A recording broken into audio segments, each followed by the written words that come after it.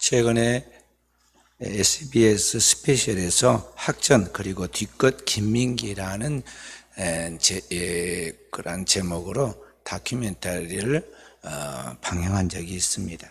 그래서 많은 사람들이 그것을 주목했는데요.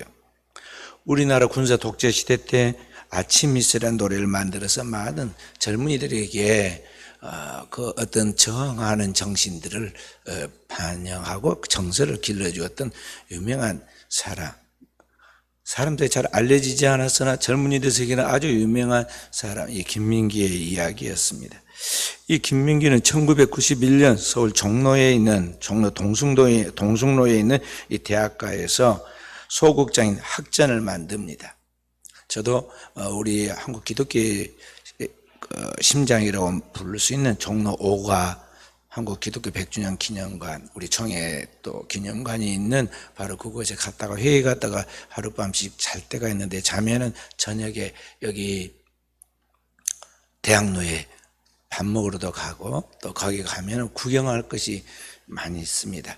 특히 이러한 그 소극장들 연극하는 그런 것들도 있는데요. 거기에 가면은 거기 학전에 유명한 이러한 연극들 그냥 한두 번 하는 게 아니라 몇백 회를 계속 똑같은 것을 연극하는데 전석이 매진되는 그러한 연극들도 거기에 있는 것을 볼 수가 있습니다. 지금 우리나라의 학전에 많은 그 인재들이 바로 여기에서 길러져 나왔습니다. 그러니까 우리나라의 그러한 문화예술계의 요람이라고 볼 수가 있죠. 그러한 일을 처음 시작했던 이 김민기 선생이 이제 같이 연극 공연에 나가는 배우와 연출팀들과 일을 할 때 처음 시작하기 전에 먼저 계약을 합니다. 계약을 할 때 당시로서는 상상할 수 없는 그런 계약들을 합니다. 그래서 뭐냐면은 극장에서 벌어들인 모든 돈은 크고 작든 간에 다 함께 공유한다. 그래서 모든 수입을 다 벌어들인 것을 공개하고 그 수입을 가지고 배우와 연출팀이 공정하게 서로 나누어 갖는 것입니다. 대다수 그렇게 하지 않잖아요. 그런데 그렇게 하는 걸 보고 거기에서 일하는 사람들이 감동을 하였습니다. 너무너무 고맙게 생각하고, 야, 이제 우리도 살았다. 굶어 죽을 일은 없겠다. 저렇게 우리가 똑같이 열심히 일하면 열심히 일한 그 결과를 우리가 함께 공유하게 되니까 우리는 이제 살았다. 그렇게 생각해서 우리 한국에 있는 수많은 이 배우들이 거기에 모여들기 시작했고, 그렇게 해서 우리 한국에 있는 대다수 유명한 배우들은 다 거기에 학전에서 길러져 나왔습니다. 그러니까 한 사람의 비전과 꿈이 이 한국 문화예술계에 큰 획을 만들어냈다고 이렇게 볼 수가 있는 것이죠. 오늘날 교회도 이와 같이 영적인 학전을 만들어내는, 다음 세대를 향하여 나아갈 수 있는 꿈을 가진 영적인 학전과 같은 교회가 되도록 우리가 힘을 써야 하겠습니다. 지금부터 2000년 전에 이 세상에 하나님의 꿈, 성령의 비전을 가진 하나님이 보내신 예수 그리스도께서 이 땅에 이와 같은 하나님의 그 계획을 실현해 나가기 위하여 오십니다. 하나님의 나라가 이 땅에 임하고 그 땅에서 영원토록 행복하게 살 하나님의 백성들을 세우기 위하여 사람이 되신 하나님, 곧 예수 그리스도께서 이 땅에 찾아오시죠. 그리고 이제 구체적으로 이 땅에 있는 이 영혼들을 한 영혼 한 영혼 불러내서 구원해 내시는데, 주님께서 뭐라고 말씀하시느냐 하면 한 영혼의 가치는 천하보다 귀하다고 말씀하고 있습니다. 그리고 그 한 영혼, 천하보다 귀한 한 영혼이 회개하고 하나님께로 돌아오면 하늘에서 회개할 것 없는 의인 99이 기뻐하는 것보다 더 큰 기쁨이 된다고 주님께서 말씀을 하고 있습니다.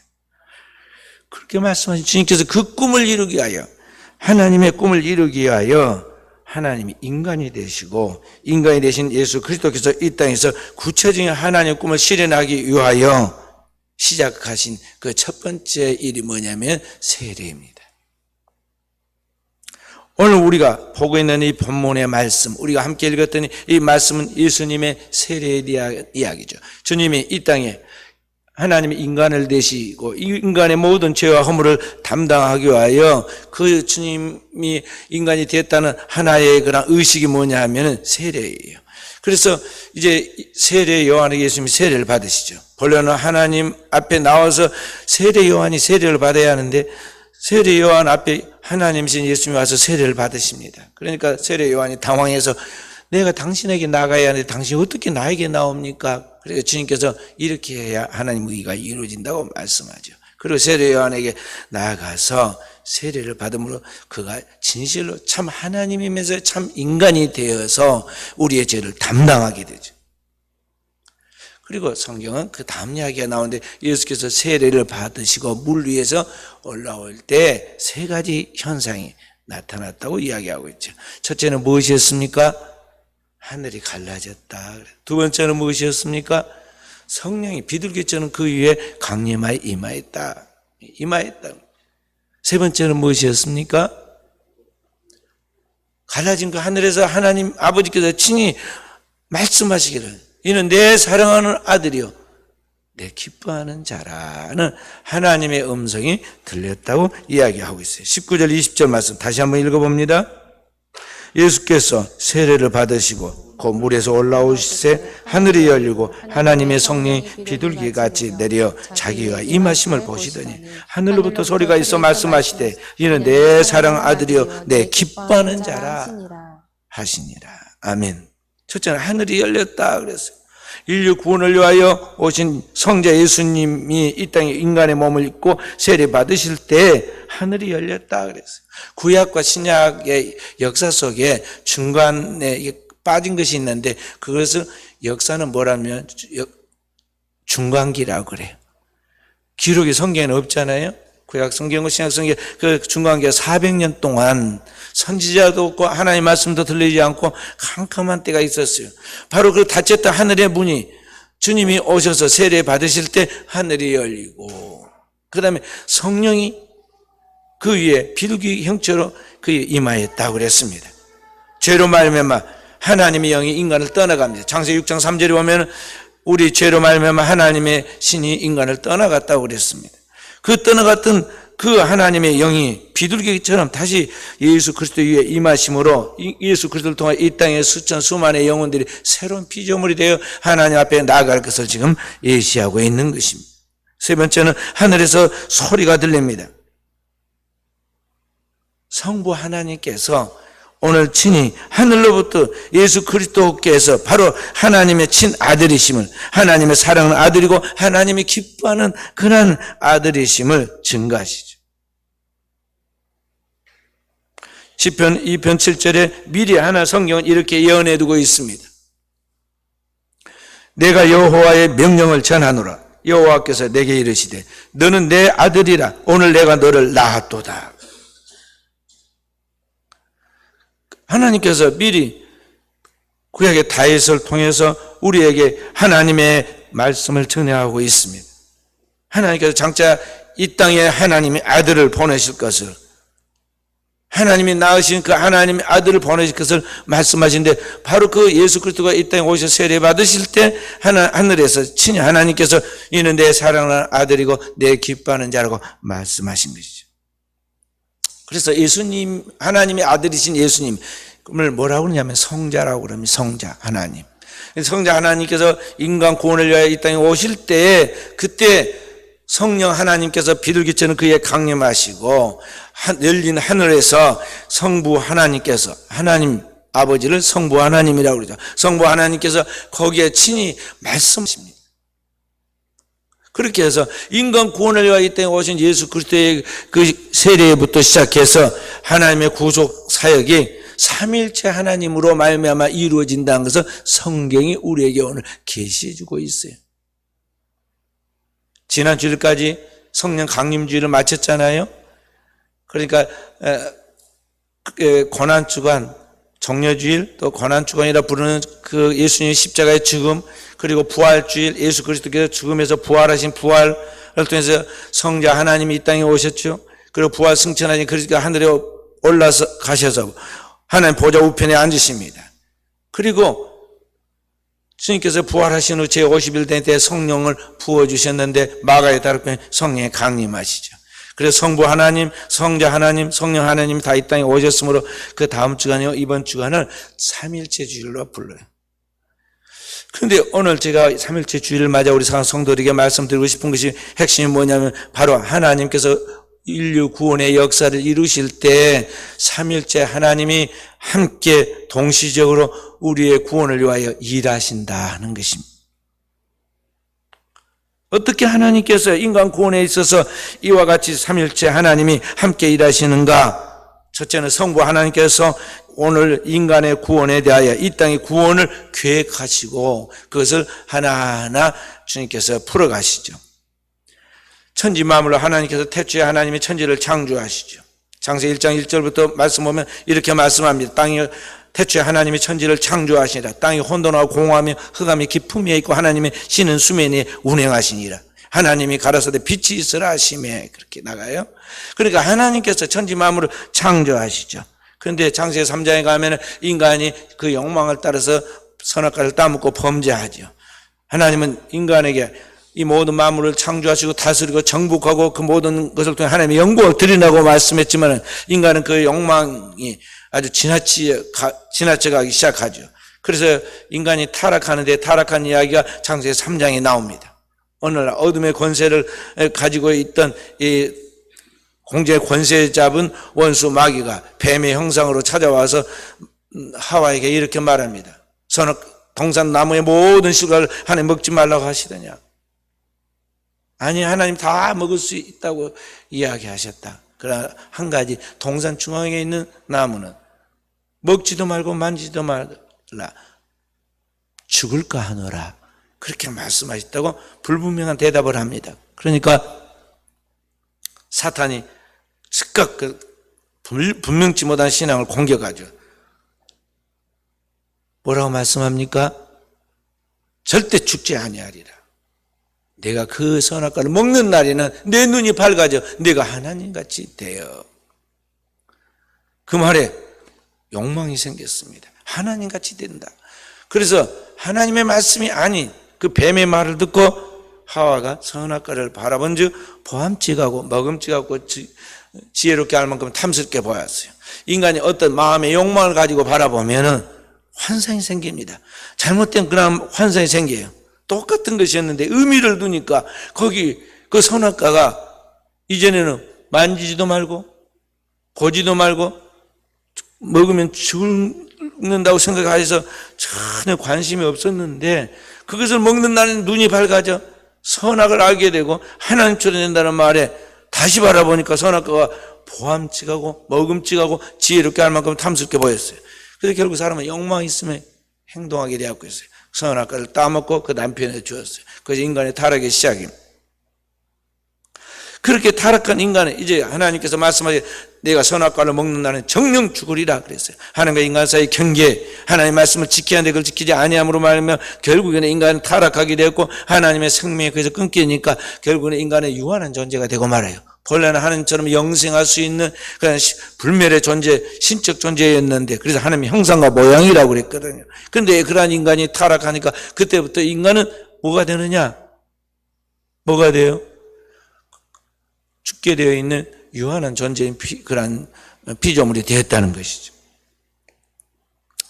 바로 이런 인간에 대하여 하나님께서 포기해버리고 이제는 틀렸다. 그냥 어쩔 수 없다. 그렇게 방치한 게 아니라 하나님께서 끝까지 책임을 지십니다. 그래서 성부 하나님께서는 바로 인간을 구원할 계획을 세우시죠. 타락한 인간을 구원하기 위하여 어떻게 하나님께서 처리할 것인가 에 대하여 하나님의 처방을 내리신데 그 하나님 내린 처방이 뭐냐면 하나님의 아들 하나님의 언약에 씌인 그 아들 예수 그리스도를 보내신다는 것이죠. 그래서 창세기 3장 15절부터 시작 여자의 후손이 뱀의 머리를 깨뜨릴 것이다부터 시작해서 인간 구원에 대한 하나님의 그 언약이 시작되었는데 이제 다윗 때 와서는 그 아들을 예루살렘에 하나님께 보내고 그 아들을 통해서 하나님이 이 땅에 하나님의 구원의 시온의 대로를 열어줄 것을 약속하시죠. 그 말씀하신 그 모든 것들이 하나님의 계획 속에 들어있습니다. 역사는 하나님의 세계이고 하나님의 창조한 뿐만 아니라 그 모든 것을 구속하시고 그 모든 것을 완성하시는 것이 하나님의 주권이에요. 하나님의 절대 주권이라는 것이죠. 하나님의 그 절대 주권 속에서 모든 걸 끌어가십니다. 하나님이 계획하시고 그 모든 걸 주관하시고 그 모든 결과를 책임지시죠. 로마서 11장 36절에 이렇게 말씀하고 있습니다. 모든 것이 주에게서 나와서 주로 말미암고 주에게로 돌아가노라. 영광이 세세 무궁토록 그에게 있을지어다. 이 세상 모든 만물이 다 하나님에 의해서 시작되고 하나님에 의해서 그 과정이 이루어지고 그리고 그 모든 결론이 하나님의 선한 뜻대로 귀결된다는 거죠. 그래서 모든 것이 주의 뜻대로 하나님 뜻대로 되는 거예요. 성부 하나님이 이렇게 모든 역사를 그의 선한 뜻대로 만들어가도 계획하시고, 성자 하나님은 어떠한 분이시냐? 하나님의 독생자이신 그 유일하신 하나님 아들 예수님은 이 땅에 그 하나님의 뜻을 이루기 위하여 하나님과 인간 사이에 가로막혀 있는 장벽인 죄의 문제를 해결해 하여 그 일을 실행하시죠. 주님이 오신 목적은 딱 한 가지였어요. 마가복음 10장 45절에 이렇게 말씀하고, 인자의 온 것은 섬김을 받으려 함이 아니요 섬기려 하고 자기 목숨을 자기 많은 사람의 대속물로 주려 하려 함이니라. 예수 그리스도께서 오실 때 요한복음 1장 29절에 세례 요한은 그 영안이 열렸고 보면서 보라 세상 죄를 지고 하는 하나님의 어린 양이로다. 그러니까 주님은 이 땅에 영광 받기 위해 제국을 세워서 명예를 얻기 위해 오신 분이 아니에요. 그분은 하나님과 인간 사이의 이 문제인 죄의 문제, 하나님의 생명을 빼앗고 영생하지 못하도록 가로막히는 이 근본적 인간의 그 문제, 오리지널 신, 죄의 문제를 해결하기 위하여 찾아오셨다는 거죠. 그래서 그리스도 예수께서는 그 문제를 아버지의 뜻을 이루기 위하여 친히 자신의 몸의 죄를 뒤집어 쓰고, 그 성경 뭐라고 하냐면 담당하셨고, 이사야 53장 6절에 보면 우리는 다 양 같아서 그리 행하여 각기 제 길로 갔거늘 여호와께서 우리 무리의 죄를 그에게 담당시키셨도다. 담당시켜요.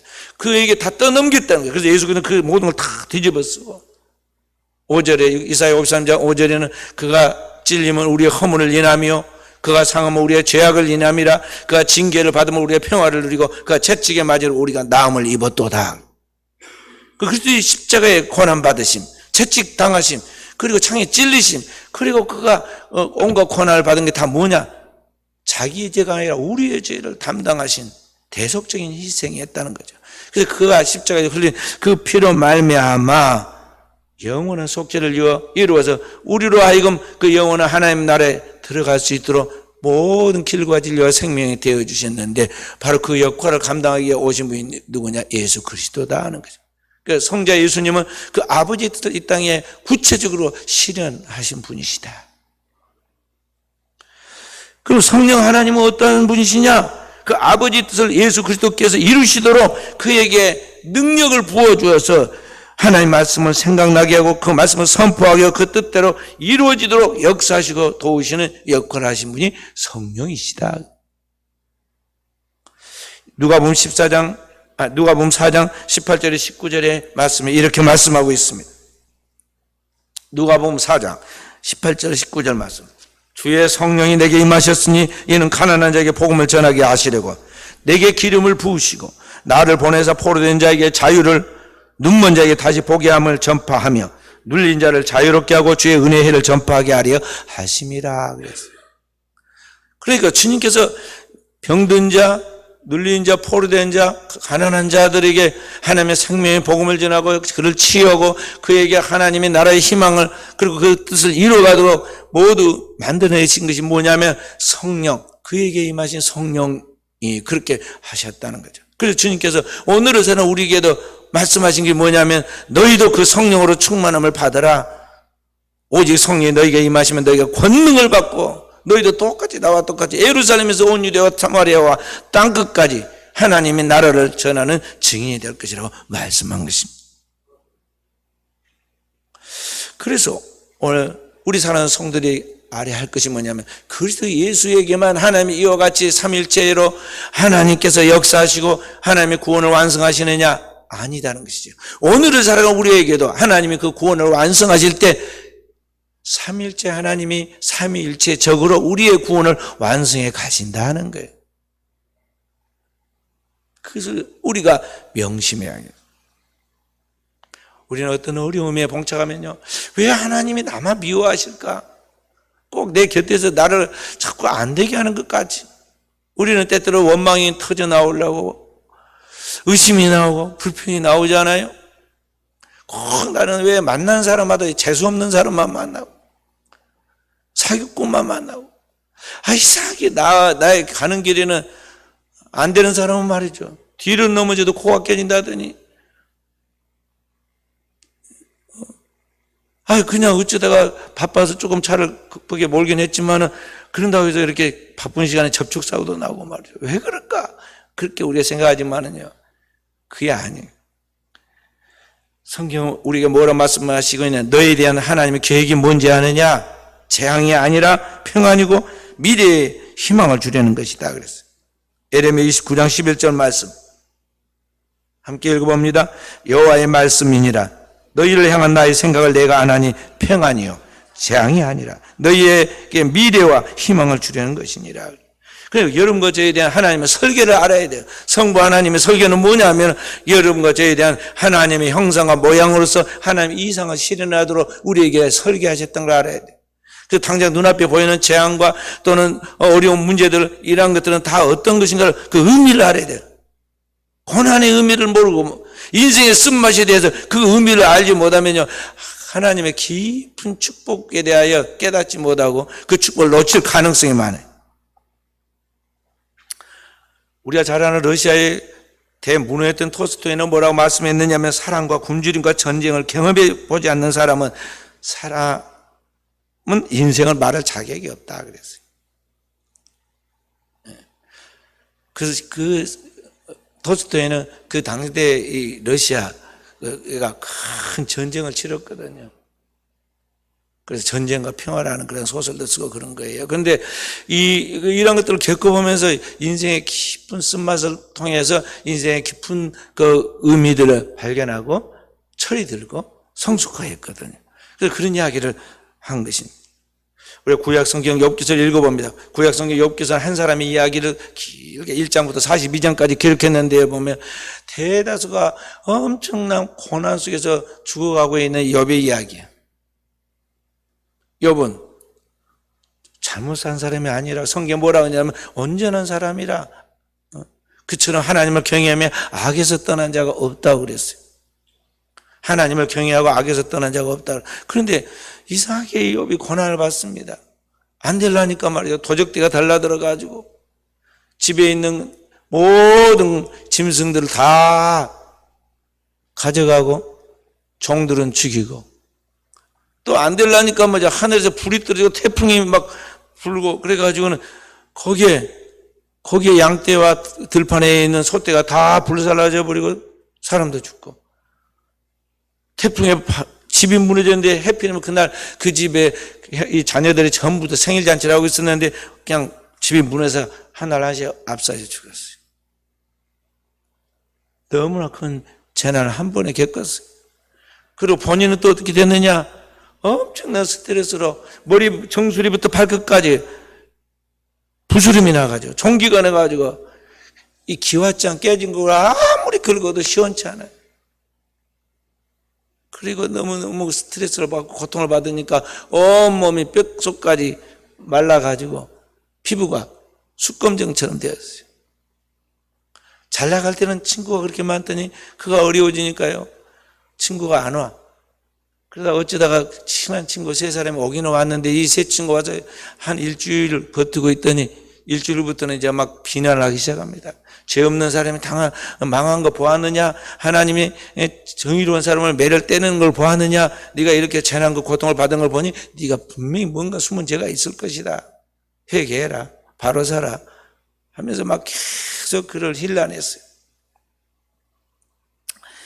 자, 그런 감당할 수 없는 고통, 이해할 수 없는 그런 어려움을 겪은 이 욥이 끝까지 하나님을 원망하거나 사람을 탓하지 아니하고 하나님의 그 고난의 의미가 무엇인지 물었어요.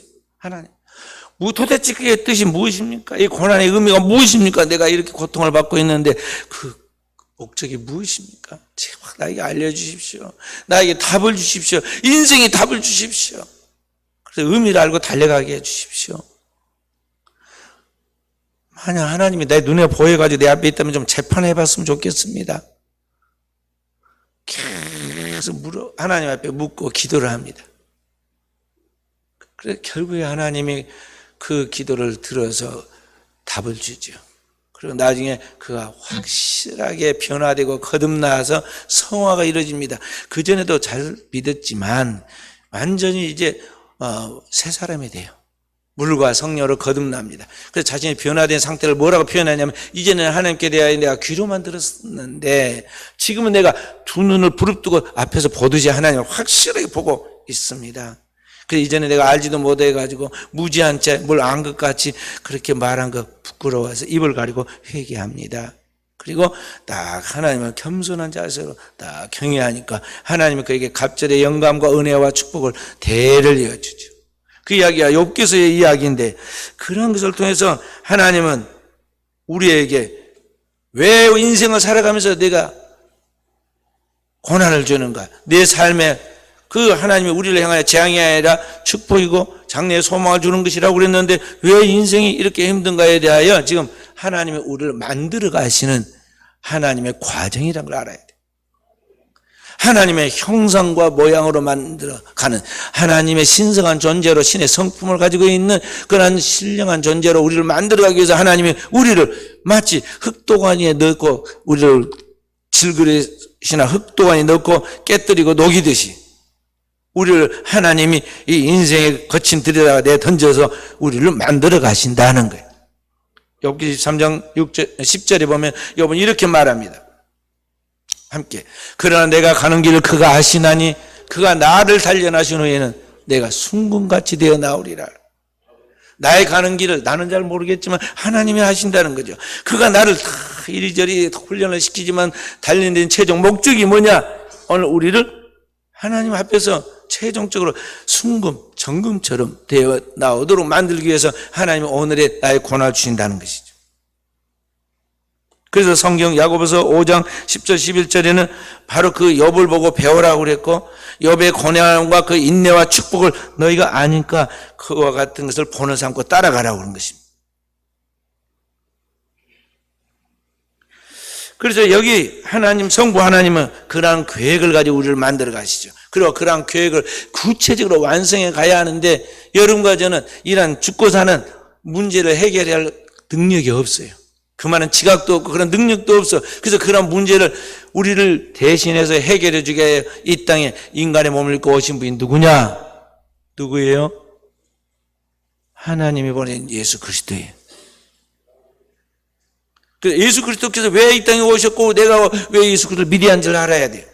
요한복음 3장 16절에 보면은 영생에 대해서 이렇게 말합니다. 하나님이 세상을 이처럼 사랑하사 독생자를 주셨으니 이는 저를 믿는 자마다 멸망하지 않고 영생을 얻게 하려 하심이라. 그리스도 예수를 통해서 오늘 여러분과 저가 영생을 얻도록 하기 위하여 예수 그리스도를 보내셨는데 바로 그 예수 그리스도를 우리가 믿는다는 것이죠. 오늘의 우리는 누구냐? 성경에 예수님이 말씀한 탕자의 귀향에 나온 둘째 아들과 같습니다. 하나님을 떠나 세상과 세상에 있는 것들을 사랑하여 세상에 있는 온갖 잡동사니 죄를 다 짓고 그 수많은 좋은 건강하고 좋은 시절을 허랑방탕하게 낭비한 죄인들이에요. 히말라야 산에 보면 야명조라는 새가 있다고 그래요. 이 야명조는 뭐냐면 그 히말라야 큰 산에서 너무 밤에 얼어 죽겠으니까 너무 막 춥고 힘들어서요. 막 울어요. 그 우는 소리가 뭐냐면 나 밤에 이렇게 떨지 않도록 앞으로는 집을 지어야겠다. 내가 해만 뜨면은 집을 지어서 이제는 추위 안 떨어야겠다. 그렇게 결심을 하면서 우는데 딱 그 다음날 해가 떠서 밝은 찬란한 햇빛과 함께 추위가 사라지면요. 그 다 잊어먹고는 또 이제는 기분이 좋았고 막 소리를 내서 또 이제 노래하는 거예요. 이 미래는 야명조가. 꼭 그 야명조처럼 오늘 우리는 평생을 내 하고 싶은 대로 내 욕망대로 제 멋대로 살다가 결국에는 망하는 죄인의 괴수들이다 이 말이죠. 그 죄인의 교수된 나를 위하여 하나님이 나에게 찾아오시고 하나님의 아들 예수 그리스도의 죄를 뒤집으시고 그를 십자가에 매달아서 그 내 죄값을 그에게 묻고 영원한 속죄의 피를 흘리게 만드셨다는 거죠. 성경은 로마서 5장 8절에 이렇게 말씀하고 있습니다. 로마서 5장 8절 말씀. 우리가 아직 죄인 되었을 때 그리스도께서 우리를 위하여 죽으심을 우리에 대한 자기의 사랑을 확증하셨느니라. 우리가 제멋대로 돌아다니면서 하나님이 누구인지 내가 어떤 존재인지 아무런 감각이 없이 육신의 욕망을 따라서 값어치 없는 삶을 살아가고 그리고 죽어 있을 때 그때 그리스도께서 이미 오셔서 우리 죄를 담당하고 내 죄를 담당하고 십자가의 죽으심으로 나에 대한 하나님의 그 본래의 사랑, 본질적인 하나님의 아가페 사랑을 이미 증명해냈다. 확실하게 증명해냈다. 그걸 확증이라고 해서 증명해냈다. 그래서 여러분과 제가 은혜를 받고 하나님의 성경을 믿고 진리의 말씀을 깨달으면요, 그 하나님의 그 사랑에 감동하지 않을 수 없고 그 주님의 그 사랑 때문에 우리가 그 주님을 믿지 않을 수가 없는 것입니다.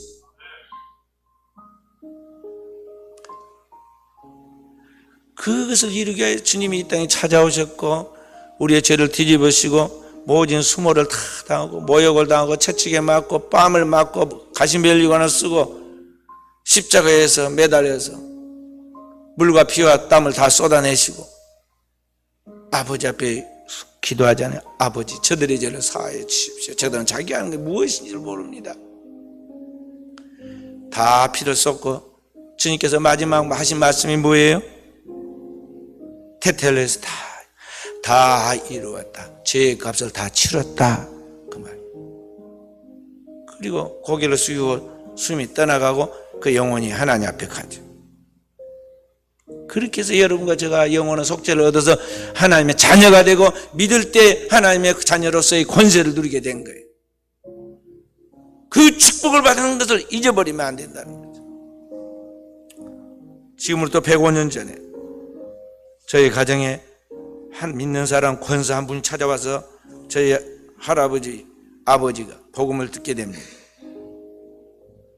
영혼의 눈으로 반세기 전에 인격적으로 또 저에게 찾아오셔서 주님께서 나를 만나주시고 삶의 목적을 찾게 하셨어요. 인간이 무엇을 위해 어떻게 살아야인가에 대하여 분명 하나님의 말씀을 통해서 성경을 가르쳐 주시더라고요. 그래서 그 말씀을 제가 평생을 걸어놓고 선포하고 기도합니다. 마태복음 6장 33절 말씀, 너희는 먼저 그의 나라와 그의 의를 구하라. 그리하면 이 모든 것을 내게 더하시리라. 그리고 그 하나님께서 나를 은혜를 주시고 37년 전에는 이제는 신학과 신학 모든 걸 다 마치고 이제 순천 우리 모 노예에서 순천 노예에서 여기에서 안수받고 목사로 부르고 이제 노예와 총회까지 나아가서 하나님 일을 하게 만들었어요. 자 보세요. 아무것도 모르는 코올릭에서 이 어린 소년이 교회 가면은 먹을 것 주고 뭐 저기 선물 주고 그래 그 재미에 교회 다니는 이 코올릭의 소년이 하나님을 알게 되고 이제 하나님의 부르신 소명을 따라 신학교에 가고 목회를 시작하면서 이제는 성숙한 지도자로서 신앙과 신학의 확실한 베이스를 잡아서 그 복음을 땅끝까지 전할 수 있게 되고 이제 하나님의 동역자가 돼서 이 모든 하나님 일을 하게 된 것이 뭐냐? 성삼위 하나님, 성부, 성자, 성령, 삼일째 하나님께서 하신 일이다 말. 그래서 오늘을 살아가는 저와 우리 사랑하는 성들이 동일한 그 하나님이 여러분을 지금 부르시고 있고 여러분과 함께하고 있다는 걸 알아야 돼요. 그 하나님이 누구이신가를 제대로 알고 그 하나님의 진정한 믿음을 가지고 축복받은 자들로서 이제 우리 사랑하는 성들이 하나님의 영광을 위하여 쓰임받는 종들이 되어야겠어요. 하나님은 어떤 하나님이냐? 트리니티, 삼일째 하나님이시다. 그 삼일째 하나님이 천지 만물을 창조하고 예수 그리스도를 통해서 구속하시고 우리의 모든 미래의 종말을 예비하고 그 영원한 하나님 나라로 우리를 이끄시듯이 오늘을 살아가는 그 하나님의 여러분과 저를 1대1로 그렇게 부르시고 우리를 인도하시고 우리를 통해서 하나님의 영광을 드러내신다고 알고 그 거대한 하나님의 프로그램을 하나님의 그 계획들을 알고 그 하나님의 응답적인 삶을 살아가도록 해야겠어요. 세상에 미치지 말고 돈에 미치지 말고 성경 술 취하지 말라고 그랬는데 그 세상에 미치지 말라는 게 정말 그 영원하신 하나님과 그 하나님의 은혜 그 말씀에 완전히 몰입하고 거기에 집중해야 돼요. 불광불급이라는 한문 말이 있어요. 미치지 않으면 도달하지 못한다는 말이에요. 정말 영원하신 그 하나님의 진리의 말씀에 확실하게 붙잡아야 돼요. 말씀이 육신이 된다는 말, 예수님에 대해 성육신을 갖다 말씀이 육신이 된다 그래요. 인카네이션. 정말 하나님의 말씀이 내 살되고 피가 되고 내 머리에서, 내 뇌리에서, 내 사고방식에서, 내 언어에서, 나의 모든 삶의 그런 그 활동 반경에서 그 말씀이 그때그때 튀어나가야 돼요. 그리고 그 말씀이 이루어져야 돼요. 그렇게 살아가도록 여러분과 저는 하나님 앞에서 온전히 미쳐라 하는 것이죠. 최근에 국회의원 총선이 있기 전에 두 개의 영화가 우리나라의 극장가를 달궜죠. 하나는 이승만 대통령 이야기를 다룬 건국전쟁이고, 하나는 우리나라 전통종교의 무속과 풍수지리를 모티브로 한 파묘라는 영화가 있는데요. 우리 교회 학생이 파묘를 보고 와서 목사님 그거 봤습니까? 그러더라. 나는 안 봤는데. 그런데 건국전쟁은 많이 본다고 그러더니 기껏해 100만 명 봤고, 파묘는 며칠 만에 1000만 명을 도달해 버렸어. 건강한 영화 아니거든요. 파묘는 인간의 영혼에 우리 민족의 편협하고 부정확한 인식을 보여준 것인데요, 거기에 인간의 주술로 이 귀신을 제압하고 그런 어떤 피해를 피해간다는 뭐 이런 우리 한국의 토속적인 그러한 주술과 풍수지리에 대한 것들을 가지고 지금 이야기를 한 건데요, 성경은 이 귀신이 인간의 신체적, 정신적인, 영적으로 해를 입힌 것을 알려주면서 이 불행을 극복하는 것은 인간의 주술이 아니라 전능하신 살아계신 하나님의 권세이다는 것, 하나님의 능력이라는 걸 성경은 말씀하고 있는데 그런 것이 없으니까 말이에요. 우리나라 사람들은 이 속에 타락한 죄성이 있어가지고 그런 문화적인 코드에 따라서 그게 뭔가 입맛이 맞으니까 그거 재미로 막 보잖아요. 잘못된 데 막 빠져들어갑니다. 조금만 뭔가 흥미가 있으면, 재미가 있다고 하면은 거기에 돈이고 뭐고 다 투자해가지고 막 열광해요, 사람. 진짜 그리스도인들은 이 잘못된 정신세계 속에서 세상의 돈과 명예와 권리가 헛된 것을 쫓아서 살아가면 안 돼요. 부평초처럼 떠돌아서는 안 된다는 거죠. 그리스도인 주어진 인간의 시간이 한계가 있기 때문에 그 주어진 시간의 한계 안에서 하나님의 영광을 위하여 어떻게 무엇을 위하여 살 것인가에 분명한 삶의 목표를 정하고 하루하루를 선물처럼 소중하게 열정적으로 최선을 다해야 돼요. 그 어린 소년이요, 어느 날 보니까 나이가 30이 돼버리더라고요. 어느 날 보니까요 목사가 되었고 한 20년 돼버리고, 순천 은혜교회 와가지고 눈을 닦고 다시 보니까는 내가 이제는 60이 넘고 은퇴할 때가 돼가더라고요. 인생이 그렇게 끝나는 거예요. 그래서 저와 우리 산성대 진짜 하나님 앞에 정신 바짝 차리고 하나님 앞에 살아야 돼요. 인생의 목적이 인생의 물질과 돈이 아니라 인생의 의미인 예수 그리스도이고, 예수 그리스도의 인격적인 만남을 통해서 오늘 여러분과 제가 새로운 뉴 크리에이션, 뉴 빙, 새로운 존재, 새로운 피조물로 거듭나야 돼요.